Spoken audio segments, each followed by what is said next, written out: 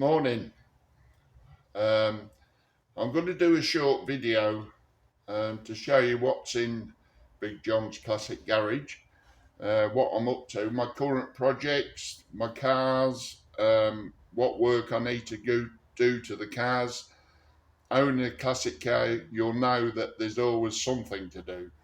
And I like to keep busy anyway. I retired 4 years ago, nearly 5 years ago now, so a lot of my time spent in the garage. I enjoy it. I've been in the motor trade 52 years. People think I'm mad, but I love it. That's all I know. That's all I've ever done, from the age of 15 when I left school. So, yeah, we'll have a walk round and see what we're up to. So we'll start with my Sunbeam Alpine. I've owned this car for 43 years, or just over 43 years now. I did quite a lot of work for it when I first bought it. I only paid £150 for it, but it was in a bit of a state. In May, we did a classic car tour of the Isle of Man. We covered over the weekend about nearly 600 mile, I think. She never missed a beat. And we did a run up a closed mountain road. We did 2 runs. So I was able to give the old girl a bit of welly. And I say she did really well over the weekend. Although I say I've had it 43 years, I was a young man when I bought it.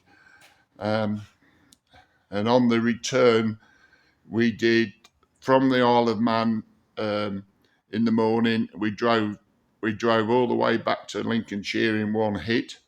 And I say it wasn't the most comfortable journey I've had in it, and I kept getting a cramp in my right leg.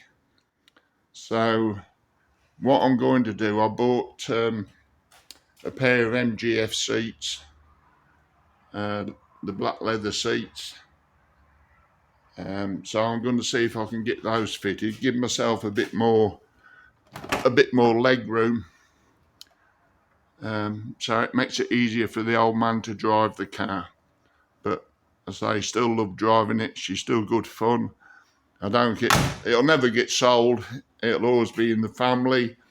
I think it'll be a family heirloom, sorry. She's a bit dusty at the minute, but that's because I've been working on my latest project. But before that, this is Ruby, my 1955 MG ZA, which I've owned for 7 years, I think now. 2 years ago, I did a full body restoration on it. I had to repair the lower half of both rear doors. But otherwise, I think that was all the welding I've had to do, the sills and all that's good. It had a lot of work before I bought it, but I totally stripped the girl, took all the doors, bonnet, boot off, the front wings off, and did a full respray on it. Did it in the garage. I think it turned out quite well. Did it in 2-pack. It's damask red. But she's not standard. It's I fitted a 1622 B series engine, which I've rebuilt. It's got an unleaded head that's been skimmed. It's got an MGB camshaft. It's been rebored plus 40 with flat top pistons. It's fitted with 1.5-inch SU carburetors. It's had the alternator conversion on. It's fitted with electronic ignition. And she performs quite well. It's got a 5-speed gearbox, a Ford Type 9 5-speed gearbox in it, which makes cruising a lot better because it's also got a 3.9 differential from an MGB. So the bodywork's good. I mean, the paint's not the best, but she's looks very respectable. It's been fitted with TR6 wheels, which I think set it off quite nice. It's not to everybody's taste. I've got a job to do to it. We went out to a breakfast meet about a fortnight ago. When we arrived there, the wife got out. She was in a bit of a panic. Says there's smoke coming from the car. Now, I realised there was something amiss when we were going, but it was the front offside brakes binding. So I said there was a lot of smoke. The drum was really hot. So I think I'm going to have to strip it, and they'll probably need new wheel cylinders, but we'll do both sides. Right, moving on. This is the latest project. 1998 Mini Sport Pack MPI. We keep doing bits and pieces to this when I have the time. I've had this 18 months, I think, now. And I've fitted a new scuttle panel and dash top. I didn't fit the whole scuttle. I actually cut it along here because I didn't want to lose this nice seam join where it joins the wing. Several repairs to the wing. On the Sport Pack, the wing is cut out to accommodate the 13-inch wheels, and then there's a double skin here. So this was all corroded with it being a double skin. It rotted between, so that's all been cut out. New piece made. I've had to do a few repairs to the front of the wings around the headlight. Probably some of you have seen what I've done. I've posted pictures on my ordinary Facebook page. Again, it was cut here, welded to keep this line. I had to do the same again on the wing here. New panel in there. I had to do a little repair on the A panel. People say, well, you should have fitted some wings, and unless you fitted wings to a Mini, you know they can be a bit of a pain. The front subframe's been removed. It's all been stripped clean, new bushes fitted. Obviously it's back in the car now, so I'm able to move it about. The engine should be good. The car's only done, I think, for 34,000 miles, so I've got the head off at the minute, so I'll just do the valves, give it a quick clean up. There were some nasty repairs on the sill, so it's got, I repaired both side sills with the original narrow type, but I've cut and joined here because the back section's good.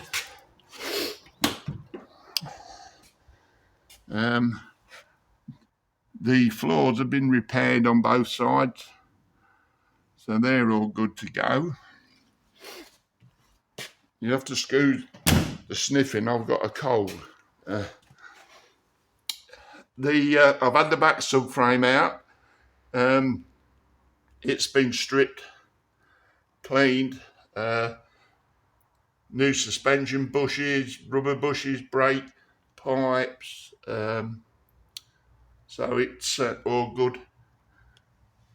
Now, I did have to do a little repair on one of the on the subframe, but nothing serious. And I think all I've got to do welding wise is the bottom of the driver's door. There's a few rust spots, and I think when I've ground the paint off, I'll have to cut it out and let some new metal in. But otherwise, I think welding wise, I think we've about done. The rear quarter panels are very good, which is a bonus on a Mini. And then I'll have to have a good look round and see what actually needs painting. I have obviously painted the front wings, scuttle, etc., and they've come out quite well. But I may end up doing most of the rest of the car, I think, when the weather improves. I think the roof's okay. I think it just needs a good polish. So yeah, I'm happy with that. It's got a nice white leather interior, which is stored in the house. A nice dash, which some of the laminate's coming off, so I'll have to have a look about repairing that. And then we can get stuck in and sort out the massive wires in here. Hope I can remember where everything goes.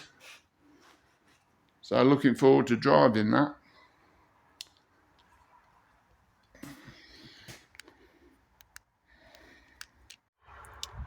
Right, moving outside now. This is our MGF. We've had this 7 years. It's been a good little car. We've never had head gasket problems. About 18 months ago, I had the hydrogas units regassed.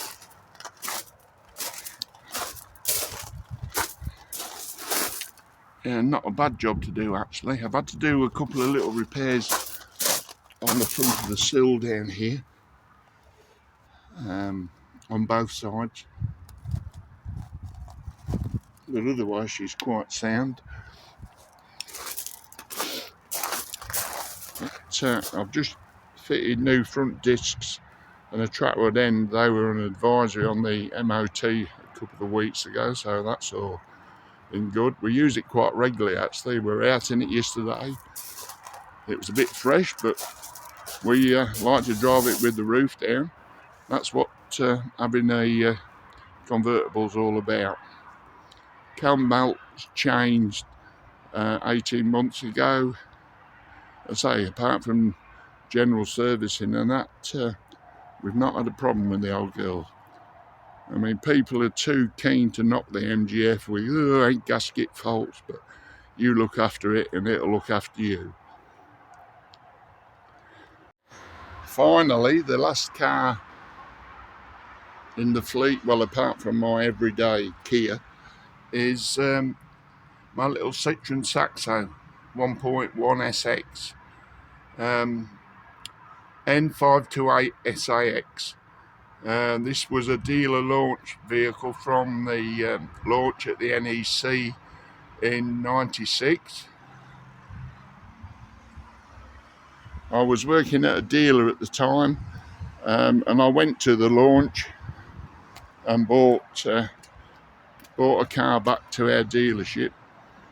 And I'd been looking for one for quite a while, and I found this one on the internet. It was a non-runner. It was going to be scrapped. It was in Scotland, so I bought it without seeing it. But it's turned out she was a good one.